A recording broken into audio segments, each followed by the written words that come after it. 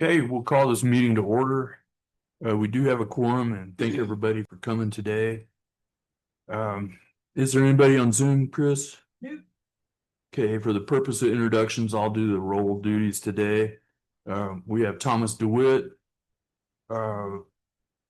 And my name is Mike Davidson, and this is Steve Davis. And Steve, we want to introduce you to Pat Gallegos, our new interim city manager, and Miss Kimberly Rudd, our new city attorney.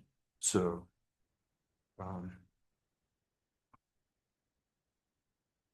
the meetings of April and May were canceled.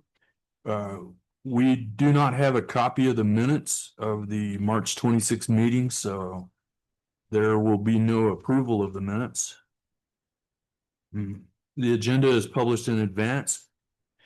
If there is no objection, I would like to make a motion that we remove item 4 regarding sirens from the agenda.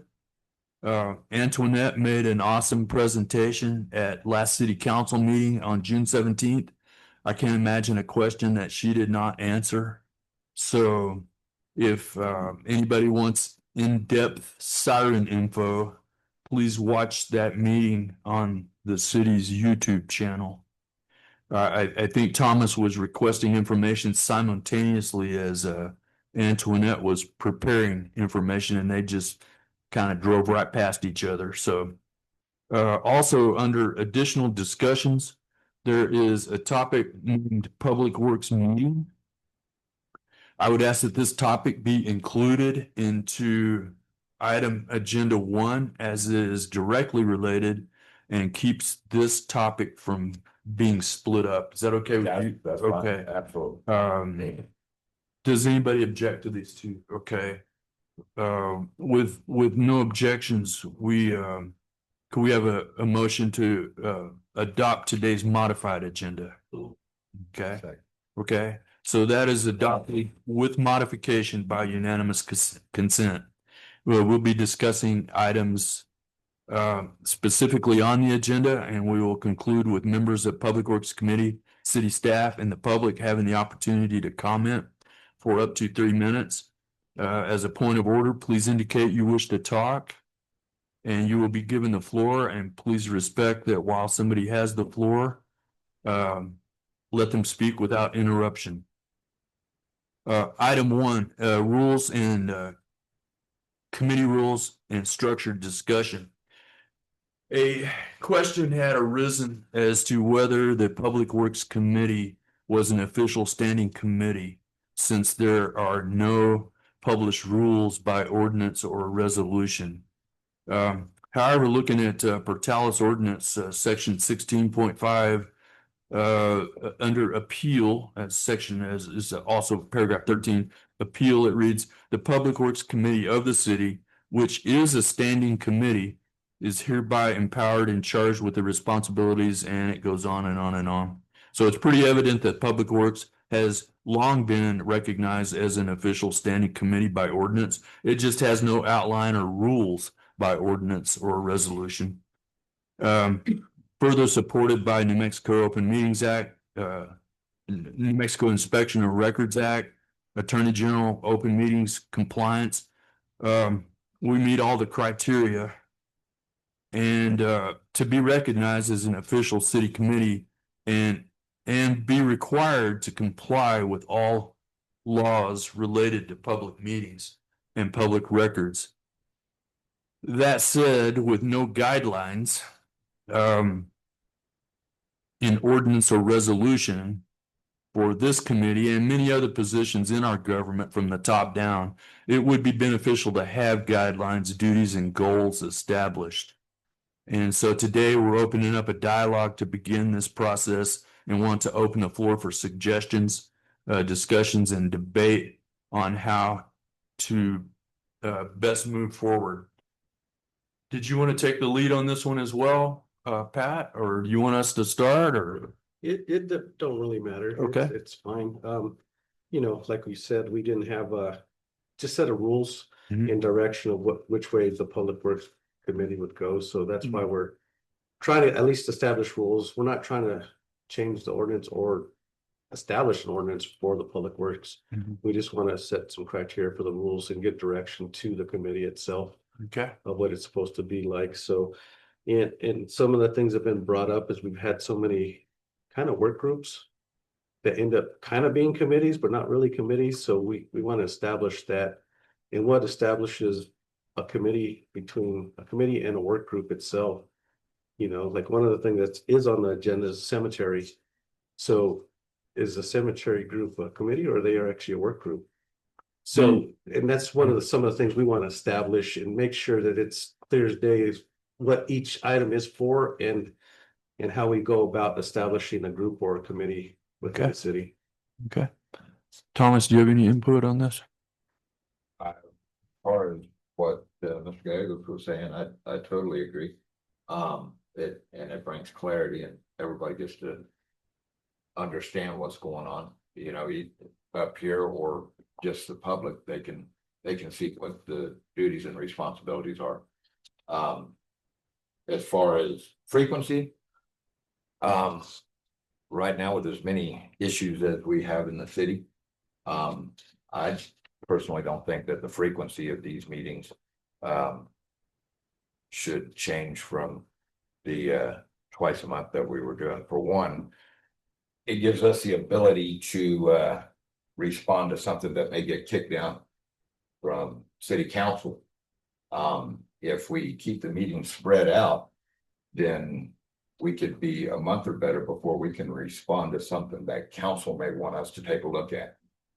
So and with as many things as we have going on, I really don't think we should change that frequency. I think it should stay every 2 weeks.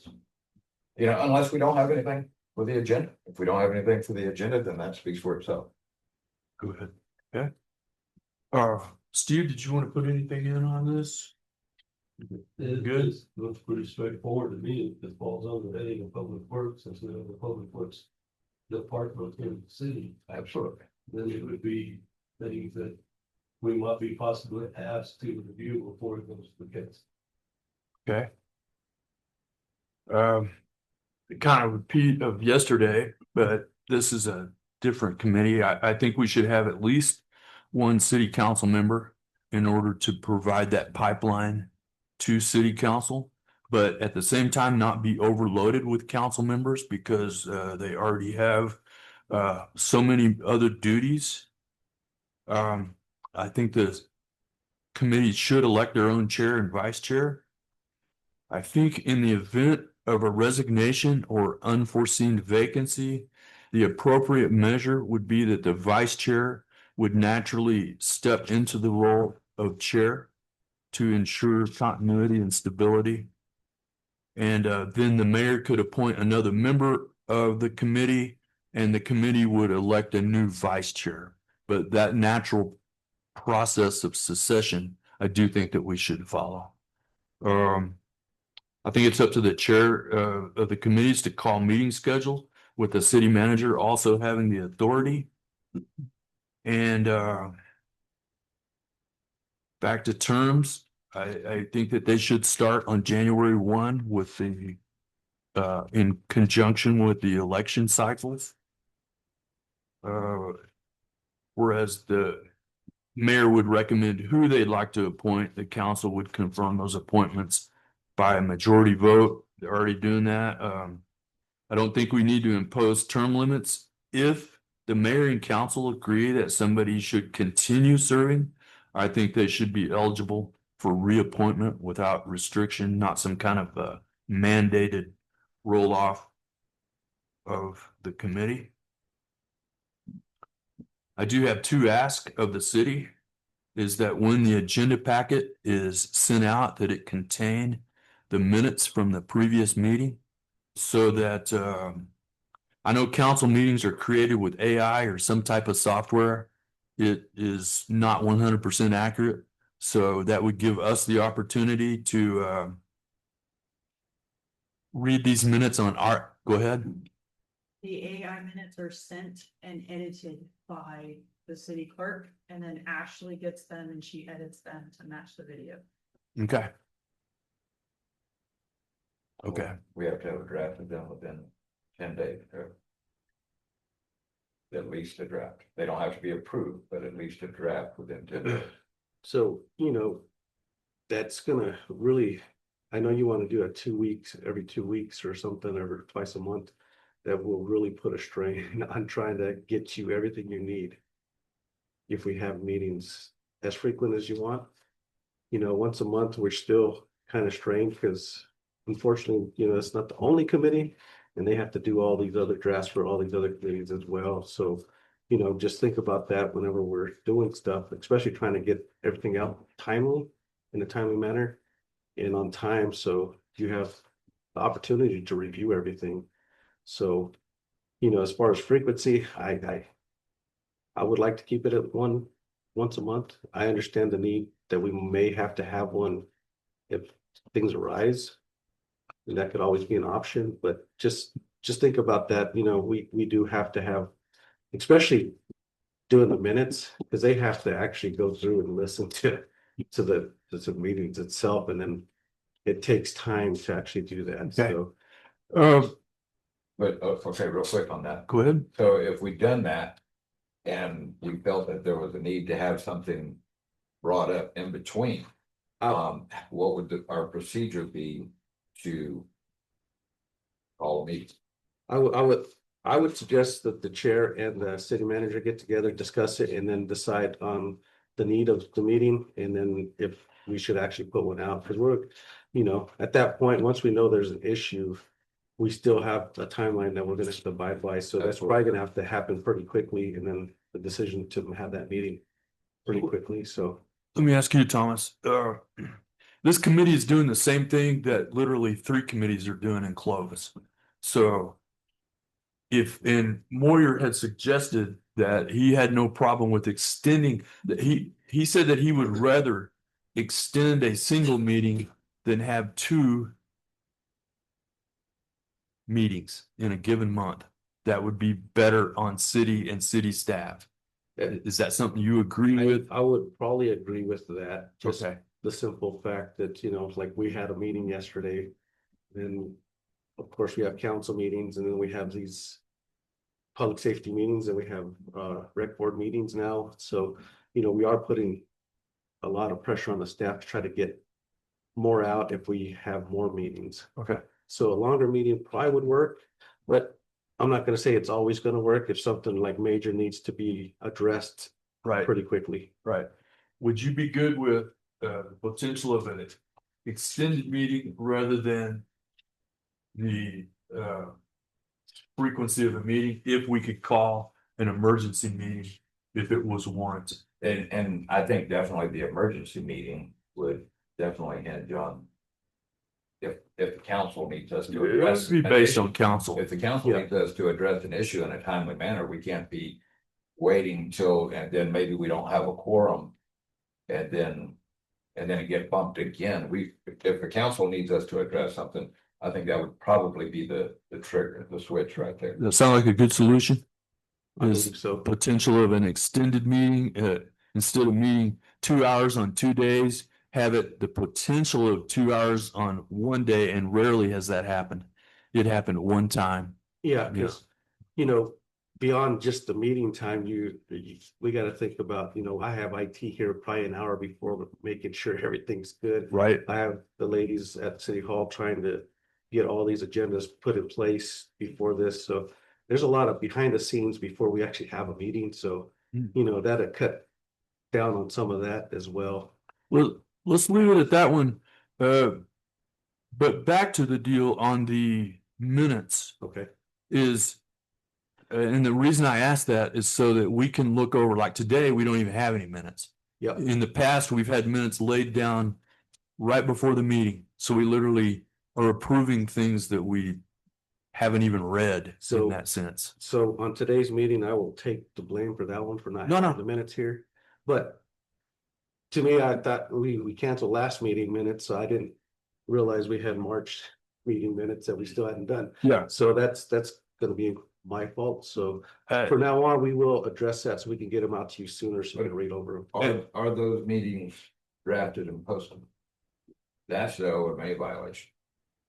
Is they have to be at least posted, whether it's a draft or not. They don't have to be accepted, but to my understanding, OMA says that they must be posted within 10 days. And you're speaking of meetings or the video? The minutes. Okay. The minutes. Okay, The minutes must be drafted okay, or drafted and posted. Posted, so. yeah. Well, I bet you we can fix all this fairly easy. Want to stay in compliance, right? Yes. Is what I'm saying. So, and the primary purpose of that is so that we can look over those minutes on our time instead of on y'all's time, you Correct. know, at the meeting. So if we could do that, and also under the city website, under committee meetings, there's a folder for 2025 committees. It has a Public Works folder. It contains 5 agenda packets and 1 minutes document, none in 2024. This is our 21st Public Works meeting. So I'm not asking anybody to play catch up, but I would ask for the minutes and the agenda to be archived in this folder. So on the city website.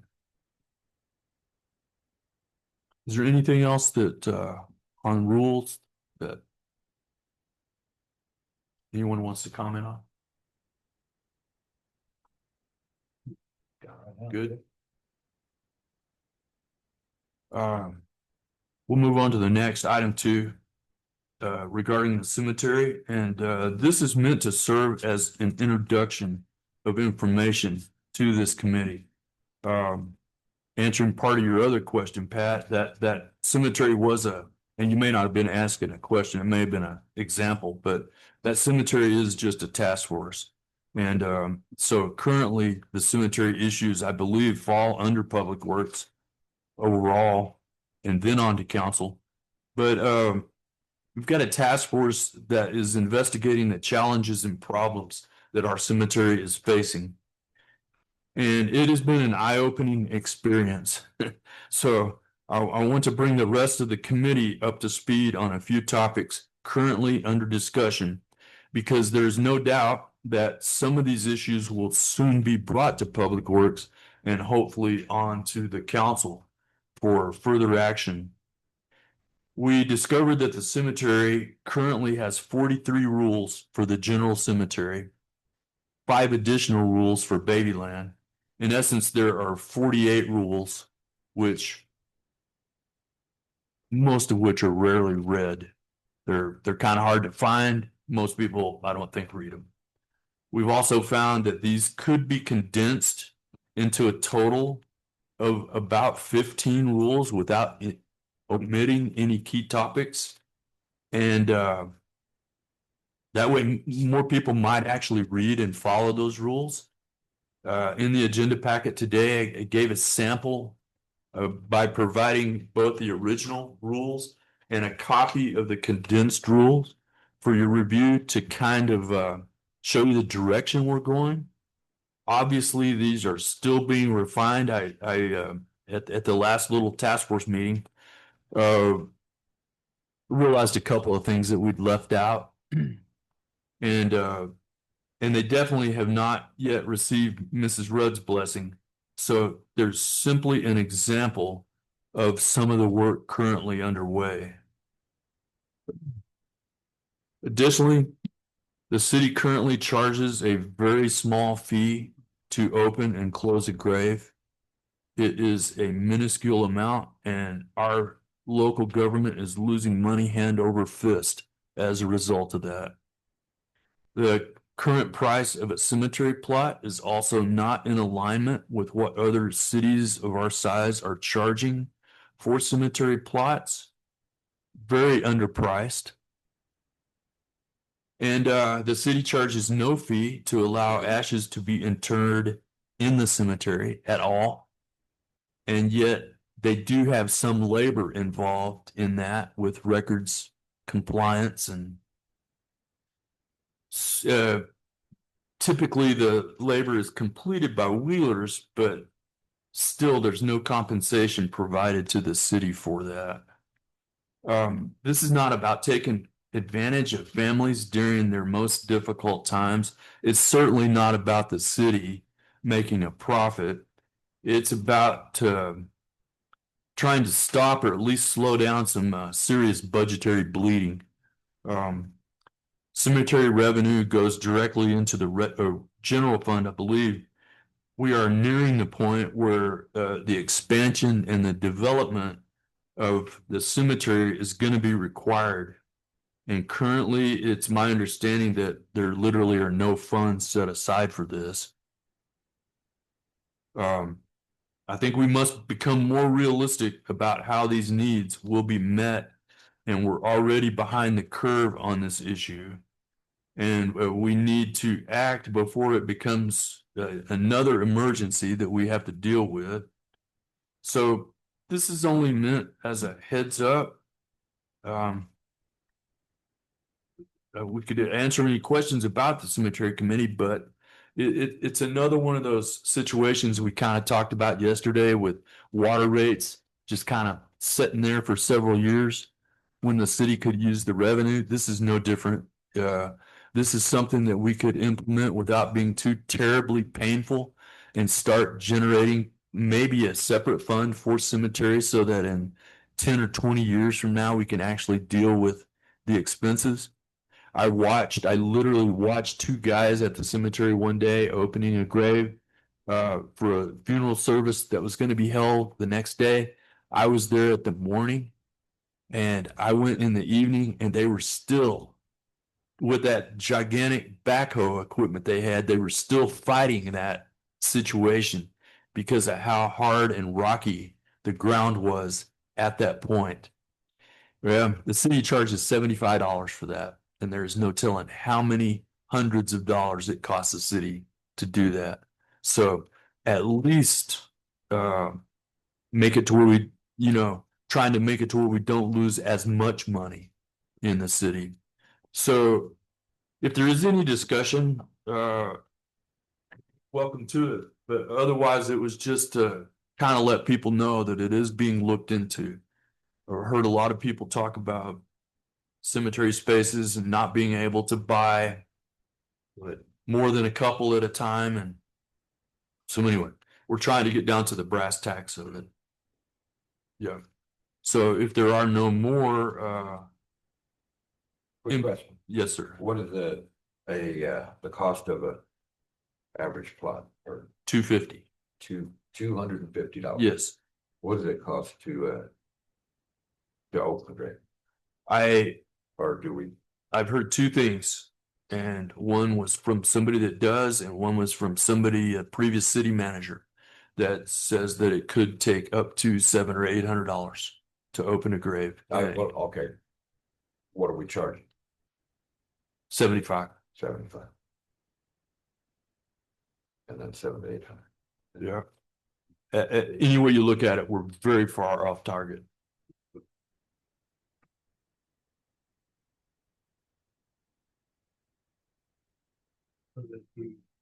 That package earlier this week. Given what I saw in the rules and regulations and looking at the cemetery now, who's gonna go through and police it? That's a good question. In essence, it's a mess. And it's come from spontaneous rule enforcement. There have been things that did not align with the rules of the cemetery, and they were kind of blown off by previous governmental officials. So over the course of time, you kind of start setting precedents, and then it's real obvious that it kind of got out of control. If you look through the rules, as you say, and then look at the cemetery, that's two different things. So hopefully we can start getting some of it cleaned up, but I really think even more importantly is we're on the very edge of needing to expand to that new 40 acres. And if we could get some easy to understand rules established, and then we could keep a very tight rein on that new section. And in essence, it's to the benefit of everyone because the city does not offer perpetual care So every time they literally go out there and mow around graves, trim around graves, set some headstone up that's fallen over unless they ran over it or something. But aside from that, I know they do a lot of things that literally are a courtesy of the city. And they're doing it out of the goodness of their heart because they're certainly not obligated to extend that type of care. And if we clamp down on some of the rules in the new section, especially which section might be the flat headstones and which ones might be upright, it's going to be far easier for them to care for those areas. And in the process, that cemetery is going to look a lot better. And that benefits all the families that go out there. Yeah, So, I would agree with that. Overhaul the rules is probably what we need to look at and see what we can actually enforce and not enforce. yeah, absolutely. And then actually abide by what we set out. Yeah. So, Well, this sample that I gave you is no new rules.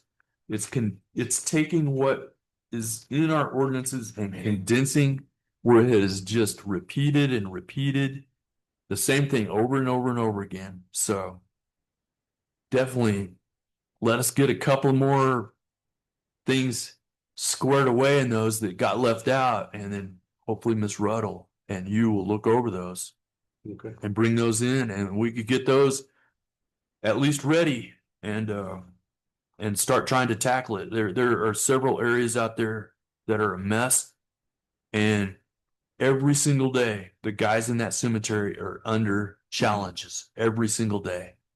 They just get hammered, So anything. I guess what I'm looking at here is we've got pretty good sized area out there that there are several things that don't comply with the rule.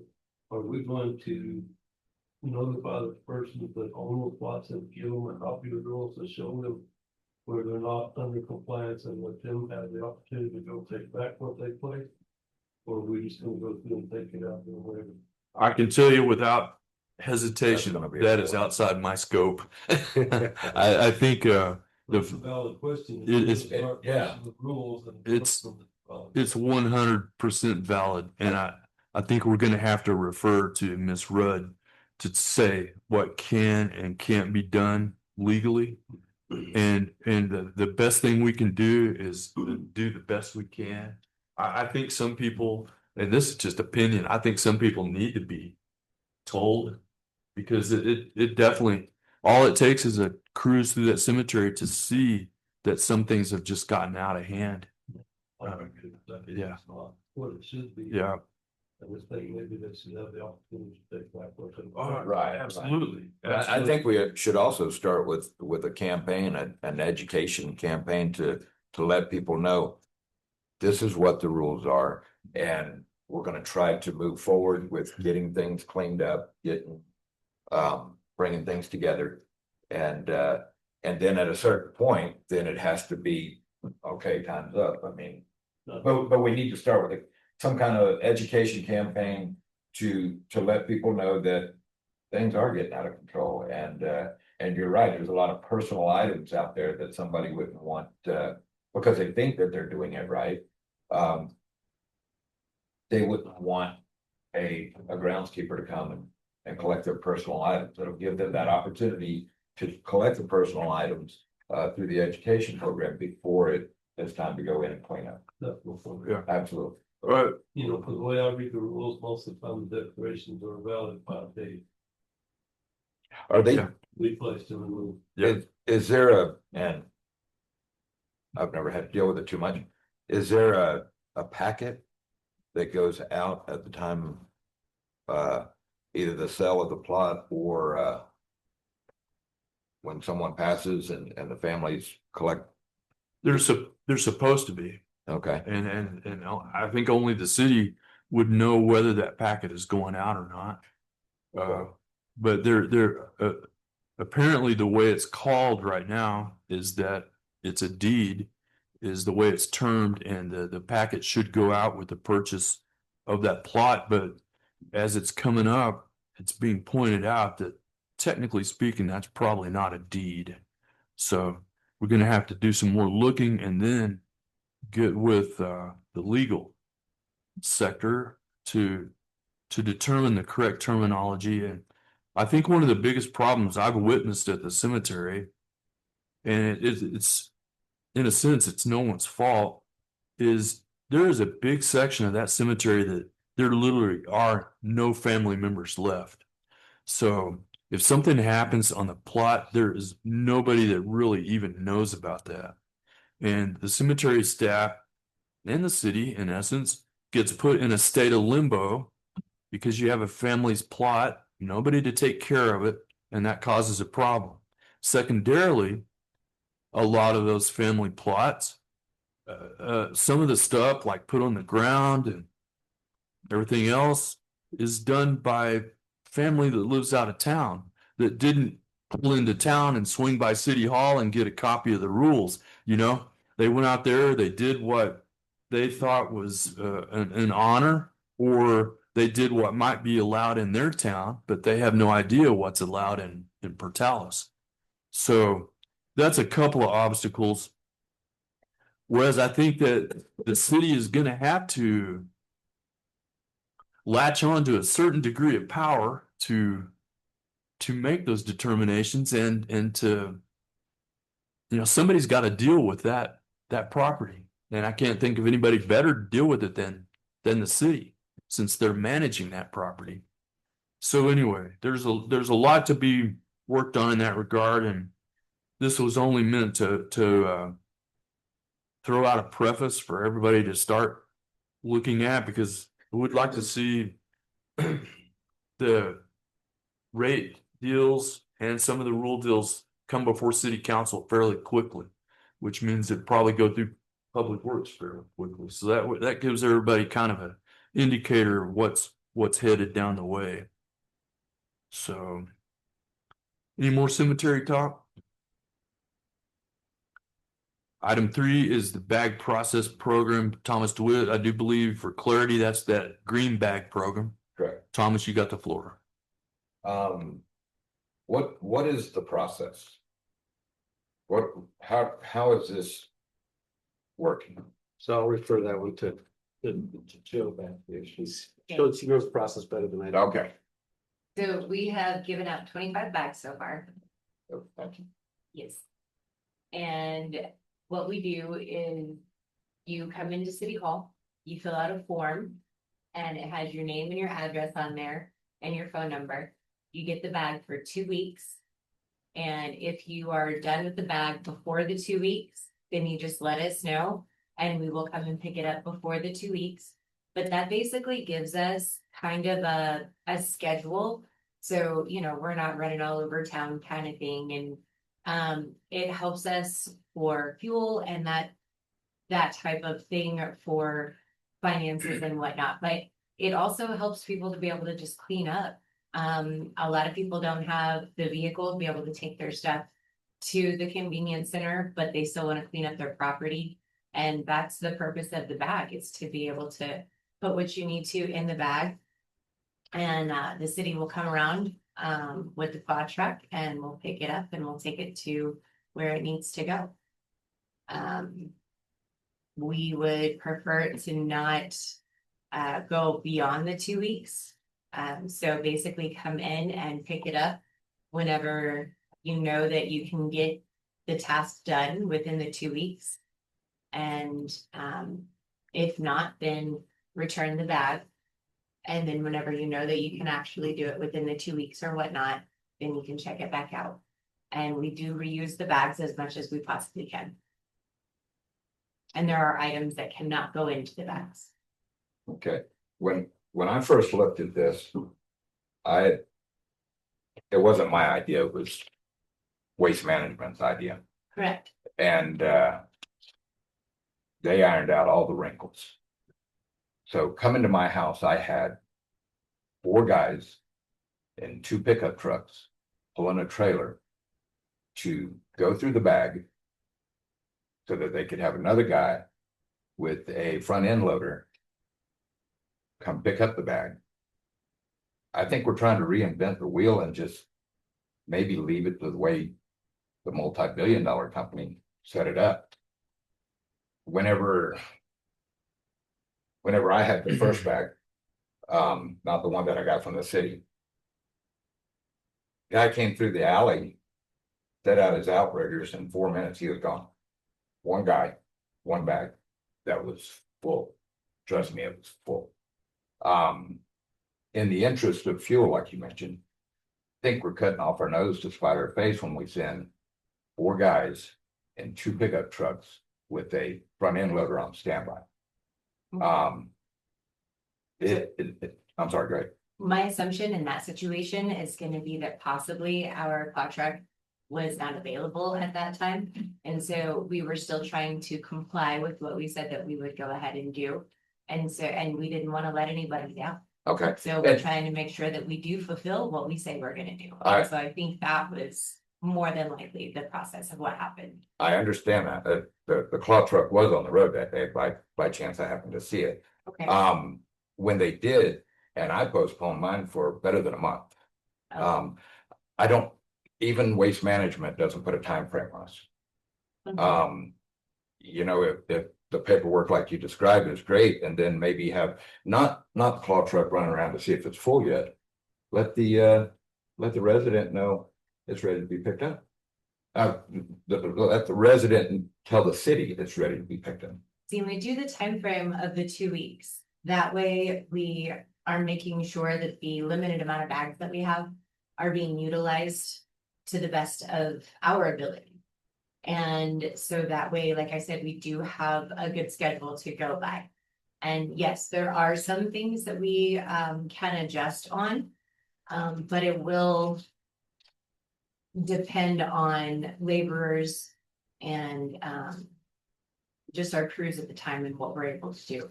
And so they've looked at everything and decided that 2 weeks was an ability that they would be able to do in order to keep our stock of bags in a good condition and everything else. To make a suggestion just for this committee and for the city. I don't know how much it costs the city to employ 4 guys to pick up a $30 bag.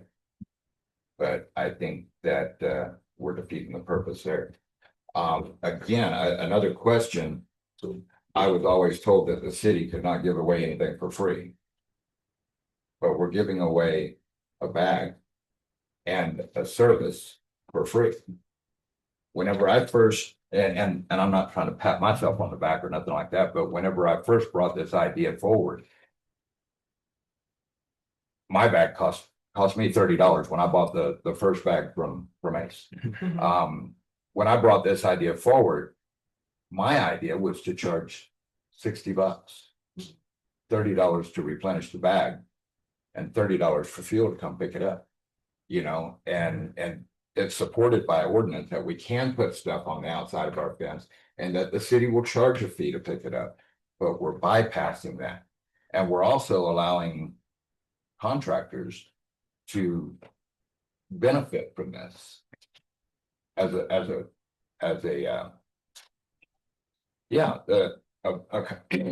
contractor can be remodeling my home and fill that bag up, charge me for disposal, yet come to you and get the disposal for free as we stand. Oh, I'm so sorry. You need to be a resident. Okay, but I was told at City Hall by the previous city manager that it's open to everybody for free. Okay, well, That's what I was told. we'll actually have to look at that because I'm not too sure, but I know the idea of it was probably to be an extension of your trash can and pick it up, because for residents, you can go to and dump all your trash at the convenience center. Oh, yeah, I get And it. it's basically part of your fee, so it's not really giving it away, but I understand your points. We have too many employees going to pick up one bag, plus we have the possibility of non-residents using our bags to throw their trash, or especially contractors. So we can look at the policy and try to revamp it to see what we can do about that situations. And I understand the non-residents and everything, and that's great, but man, if it's hitting the bag instead of beside the dumpster, it's a win. I mean, if a non-resident comes in and throws their trash in a dumpster or a bag is a win as opposed to, and I know it's an ongoing battle with that issue Right. in and of itself. But yeah, just for the, being part of giving a service for free, for residents, they're actually paying for the services, just kind of with extension of the trash can. Okay, well, that's a good explanation on that Yeah. part. Thank you. So, but we will definitely look at the rules and everything and see how the process of picking up these bags can get fixed. Yeah, it just seemed like if we're trying to save the bags, and I understand in one sense, if we're trying to save a $30 bag, but we're using $180 an hour to do it. No, I understand, and unfortunately, I guess they're becoming popular because they're still in the bags. Yeah, So I don't know what's going. I understand that too. So, I want to throw something out about the anti-donation. I've always understood that the anti-donation clause prevents the city in a one-way transaction where one party is receiving benefit. However, if both parties are receiving benefit, that you can get around that anti-donation clause. I know we were looking at that regarding water. So the city would receive benefit from a cleanliness standpoint, from an efficiency standpoint. So I really don't think it would be categorized in that anti-donation, but that's Also, I was This lady, told yeah. that it's part of the Clean and Beautiful grant Yeah. that we received through the city Yeah. to clean up yeah, basically for town. So which is and I get that. I just, but still to spend 4 guys' labor. no, I get Or that. I hour. get that Right. part. So I'll take care of Yeah. that issue of seeing yeah. why And- it happened. And if we get beyond the clean and beautiful, which was great, still, if we charged for the bag, this could be just an ongoing thing.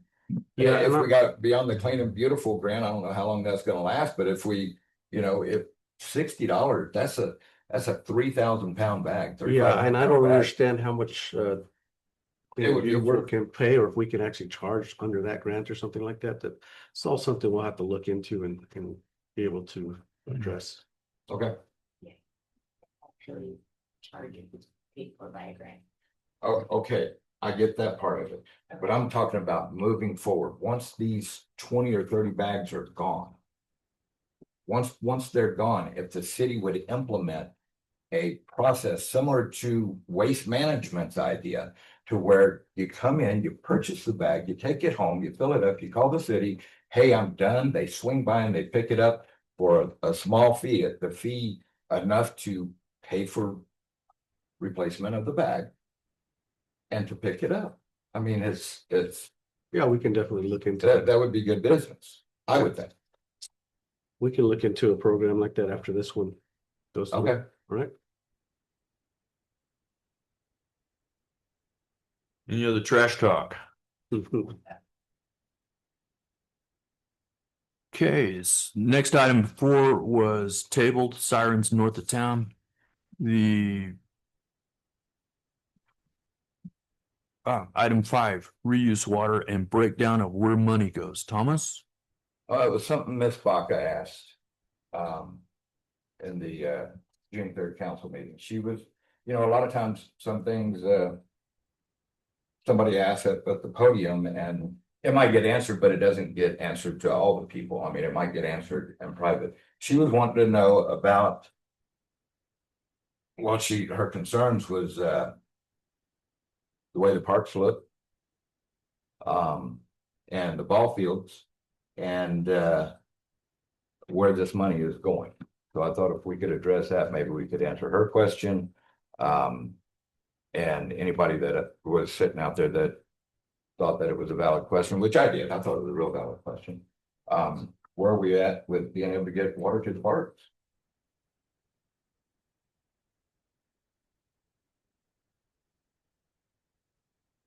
Don't everybody speak at once. That is a complex topic. I don't know that.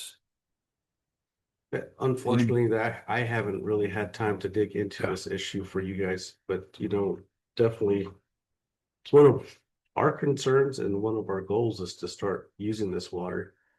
I understand the wastewater right now is trying to get back into compliance, and that's the #1 goal. Once we get that But at the same time, we could probably start building a plan.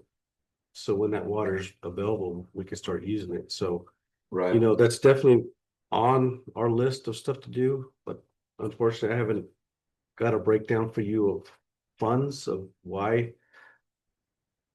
Just listening to council when I was way back when, I believe that money that was added to that thing was for the wastewater treatment plant, most of it. Correct. So I can't really tell you if any of it was supposed to be used to actually put the water into the parks or what at this time.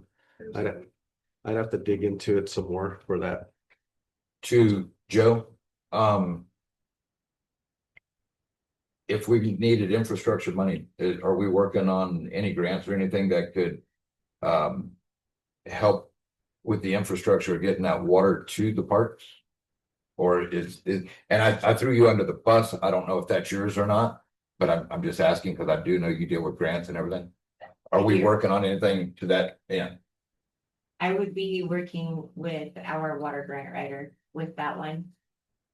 Because we do have a grant writer for water on that.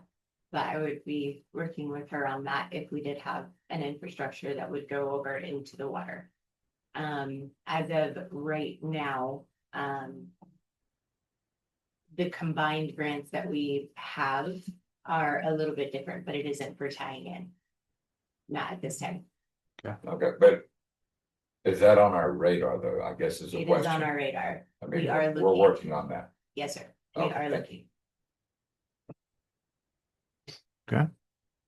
Any other comments on the reuse water?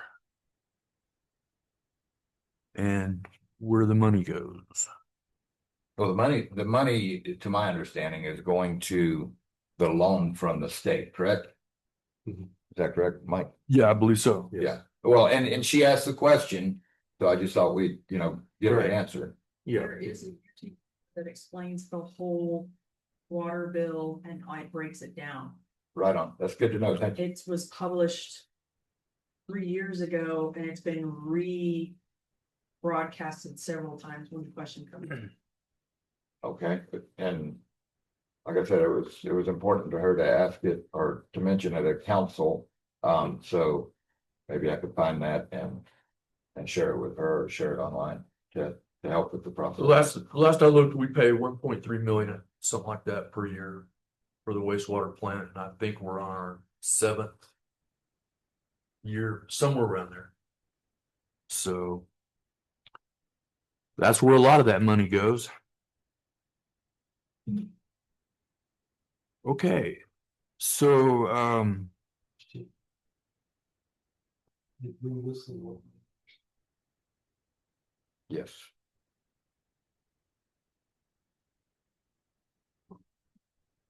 Okay, see that. yes, Okay, get the other pair. okay. North Main intersection, Thomas. Sorry, couldn't help myself. She also mentioned the North Main intersection. And there's I looked at it real close, there's a serious blind spot there. Where North Main curves. Traffic has to stop southbound. The northbound is allowed to continue to make that curve. Or go straight across over the double yellow lines. She suggested yield. I would suggest a three-way stop right there. There's too much going on right there. If somebody pulls off of that stop sign, they can't hardly see in at 25, 30 miles an hour. There's gonna be a pretty good collision there because of that fence has obstructed the view around that corner. okay. And I don't know I'm not picking on the people on the fence, maybe they done it right. I don't know, but that's an obstructed view and before somebody gets really messed up at that intersection, we probably ought to. At minimum, a yield, but I think a three-way stop right there. I've gotten really close a couple of times, so. Okay, I have employees that have had to reroute that direction just because of all the work with Smithco and they've had multiple near misses, severe. And I came back that way one time just to see, and you're in the intersection before you can actually truly visually see if there's any vehicles Right, coming, if absolutely. you're southbound. And if you're northbound and that southbound's coming and you're wanting to go straight at that Straight. point, which I think is crazy as all get out. If you're wanting to go straight at 30 miles an hour, you're impacting a driver door at 25 to 30 miles an hour. That's not gonna be perfect. Let me look into that too. No, there's just There's got some pretty good shoulders there. We know this. We're Yeah, just laying. there's- there's a couple.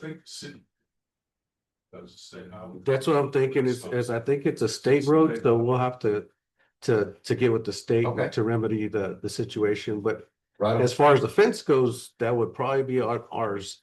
So we can look into that too, so. It's a really nice fence, they've done some good property work. I hope that they done it right.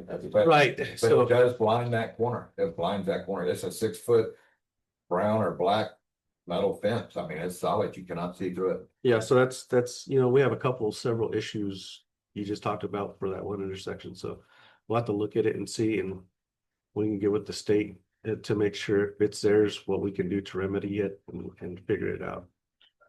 Okay. Okay.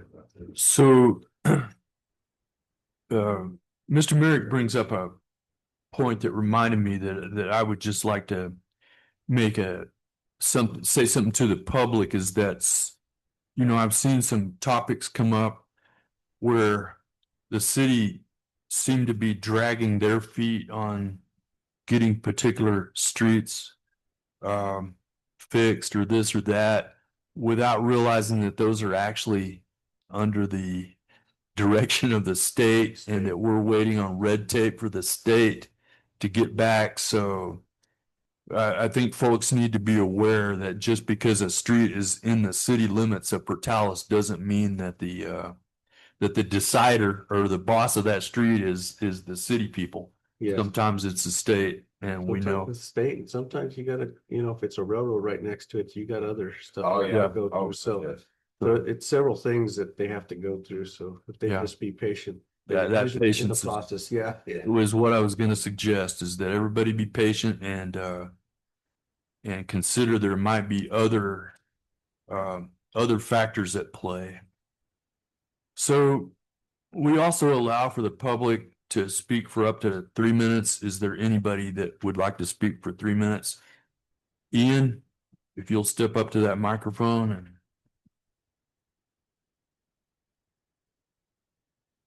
Good morning. My name is Ian Hilsman. Thank you for letting me speak before the committee.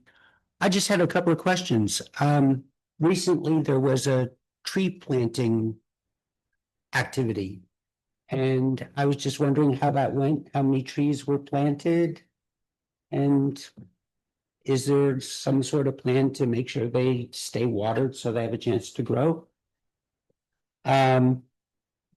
Going back to the wastewater, it's not really a money question, but is the city any closer to actually bringing the treated wastewater into some sort of compliance? So at least some of it can be used somewhere, wherever the infrastructure is already available.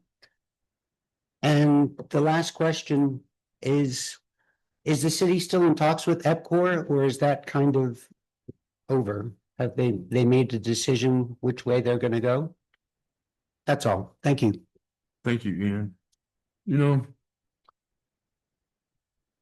I don't know about, I know council, and it may be a little different. I'm gonna answer a couple of your questions. Usually council doesn't, but we're not council. So on the tree deal, there were 8 or 9 or 10 trees planted in the cemetery. And several trees planted in the city park, not a great number. We didn't have a large turnout. So I know at the cemetery that cemetery personnel committed to keeping those trees watered. And we might ask Joe, but I believe the same circumstance under the city park. Nothing automatic about it, but we definitely didn't plan them to let them die. So I think there are provisions to keep them watered and get them started. Wastewater. I know Chris Mendoza has been working hand in hand with the state, trying to get that water up to compliance. And I also know that if anybody could make progress on that, Chris would be the one to do it. So I would have great confidence that anything that could be done is being done on that situation. I'm not even gonna get into the EPCOR stuff. I feel like at some point in time, between them and the city is that they will probably make a presentation and just tell us what they can or can't do for us, and then the city will take that into consideration. That's what I know. I've got a quick question. Have we looked any more into the black balls that go into the pond to help reduce the amount of algae and sunlight evaporation? That's one of them simple issues that, yeah, I mean, California uses it all day, every day. And we're having a problem with our treated water going bad because of sunlight. Have we looked any further into that? Can we find any grant money to help that process? And, you know, the issue's been brought up several times, but and then it falls dead. Is there a reason why we're not doing it? And that's really not directed at you, sir. No, I understand what you're talking about. I think I seen a YouTube video on it one time before, but so I know what you're talking about. And I have no idea if it's still in the talks or not, but that's something I can actually definitely discuss with I water. mean, if there's a logical reason why we're not gonna pursue that, that'd be, it'd be great to know, but if it could help us, I mean, as low cost as it is, and it's not low cost. well, as it is, in comparison to treating all this water just to dump it out into a field, I would consider it low cost. I think it's a very viable solution. But however, on 11 million gallon ponds, it's actually very expensive, into the millions when it was calculated. Yeah. So I really think that that's probably the biggest holdup. And the secondary holdup was that water needs to be taken to the point of being cleaned before you put those shade balls into it, or you just got a bigger mess. It would be something that might be feasible once they got that water treated. Yeah. And then I think it would help because of the sunlight is triggering part of that reaction. Well, the algae and the evaporation. Does that sound right, Eldon? Yeah, and we've actually had conflicting reports from engineers from different entities about whether that would actually create more of a problem with the algae than help. So it needs to be a little bit more research done on that, because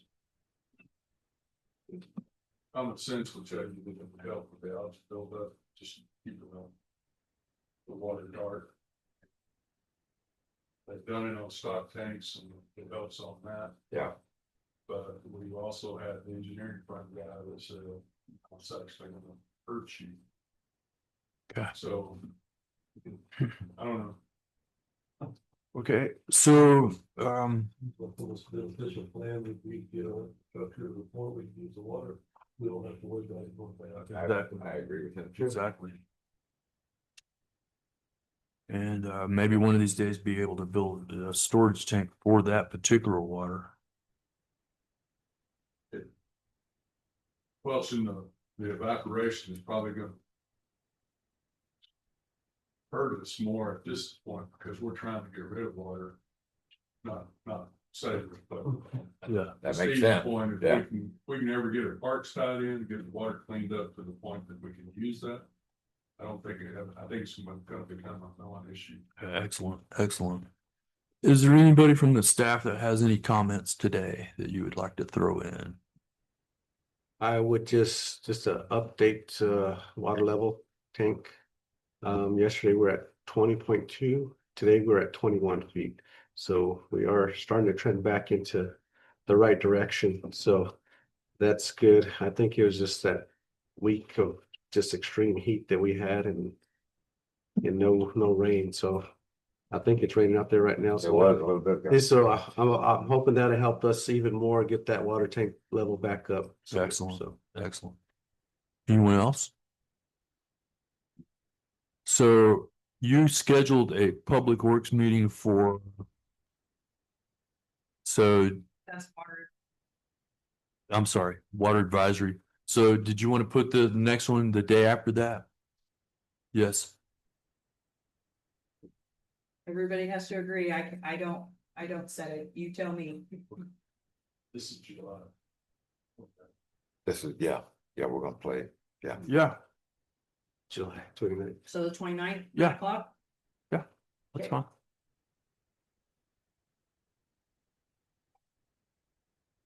Okay, and anyone object to this meeting being adjourned? Did you personally? She was swatting flies or something. No, I know that you guys had a water advisory meeting yesterday. Did you opt to change your stage? The microphone's not picking her up. Sorry. I know, They always make me come up here. I was just curious if you guys did change yesterday from your modified stage, so you still are at your modified stage too. Okay. We're still, it was just a precautionary trying to get everybody to maybe slow down a little bit of water before we even have to think about stage 3. So Well, just to update you, the co-op did stay at stage 3, even when the city went to their modified stage 2. We went ahead and stayed at stage 3. In the last month and a half or 2 months, I have had the unfortunate job of we've been kind of sending out some letters to some of our members that are not adhering to that, and it seems to be making a difference. It got their attention. I'm getting phone calls from them saying, "Oh my gosh, I didn't realize that's what I was doing." And so hopefully, Mike and Thomas and Ian came to our annual meeting, and I was able to show them that in 2020, our overall average per meter usage was a little above the national average. It was about 9,600 gallons per meter. In 2024, our residential usage was at about 5,400, I think, and I'm guessing, I can't remember these numbers, but our overall usage, even with some of our bigger uses, was still only in the 6,000 range. So we're getting there. I would suggest, I know that I talked to Eldon the other day, when you get the opportunity to vote on the meters, it's made a huge impact. You wouldn't think meters would make that big of a difference, but it does, because your people can see it. They can get their phone out, or they can call us, and we turn our computer screen around and you can see it. So I'm here for any questions on any of that, because I know one of the programs and systems that you're looking at is the exact same one we went with. So we're here for any resources that you guys need on that. And I've got one guy who is super, super proficient out in the field as far as recalibrating, turning radios on and off on the meters, doing fallback reads, any of that stuff. And we're here to help. We're here to answer anything if you guys have any questions. all right, And it's appreciate it. much appreciated too. Yeah. Okay, without anything further, motion to adjourn? That was- Okay, we're done. Thank you so much. that